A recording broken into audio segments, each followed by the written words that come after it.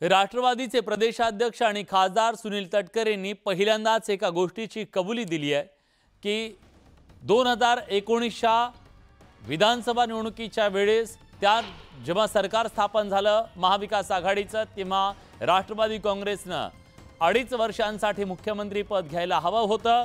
राष्ट्रवादी काँग्रेसच्या नेतृत्वाची ही दुसरी चूक होती, अशा प्रकारची कबुली त्यांनी दिली आहे। न्यूज 18 लोकमतच्या बाप्पाच्या दर्शनाला जेव्हा ते आले होते तेव्हा आमच्याशी बोलताना त्यांनी आपल्या मनातली ही भावना सल बोलून दाखवली।